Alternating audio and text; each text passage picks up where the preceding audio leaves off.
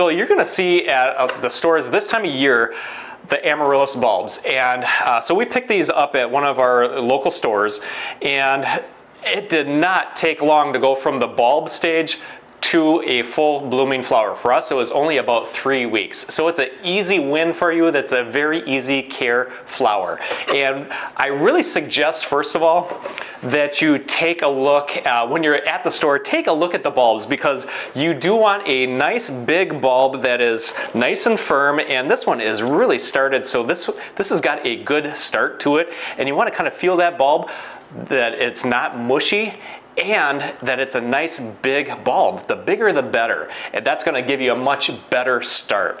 And I like this kit because it comes with the pot, it comes with the soil media right here, and all you have to do really is add water. Now what I did do is it did not have drainage holes. I think because that they want this right at the bottom and to pour in that water, but I like to have drainage holes. So I went through it and I popped in these drainage holes. That's why I have a little dish just to catch that water, so that when I go through and water this, it's going to catch some of that, and I'll probably just kind of pour it in real slow.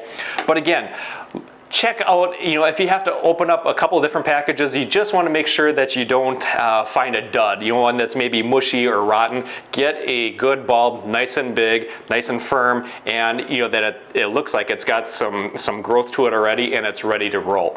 So we're gonna go through, and I'm gonna take this media disc, and we're gonna add the moisture to that. So I'm gonna cut it. It's in plastic wrap right now, and it's just compressed down soil. I'm just gonna open this up. And it says to add 3.5 cups of warm water. So I'm going to put that right at the bottom.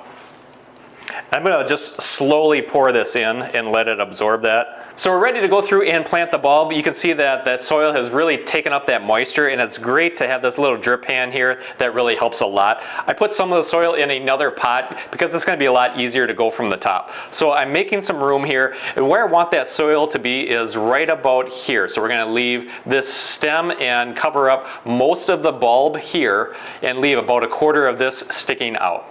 So that's about right there, getting it right in the middle. And it's a lot easier just to take another container and fill in around it, just like this. This is the time to go through and straighten it out, move it around where you get it, to get it right in the middle of the pot. So now let's get into the Amaryllis care. So once this starts stretching that stem and starts producing flowers, they do like bright but indirect sunlight. You might have to take and turn this plant because it wants to start leaning towards that sunshine. The best way that you can water them is when that top inch of soil is dry, go ahead and water it. That's going to keep it pretty consistently moist, but not overwatered. Again, overwatering will rot down that bulb, and we don't want that. When fertilizing, you can use our Be Your Neighbor fertilizer about once a month. That helps give this plant a lot of nice growth.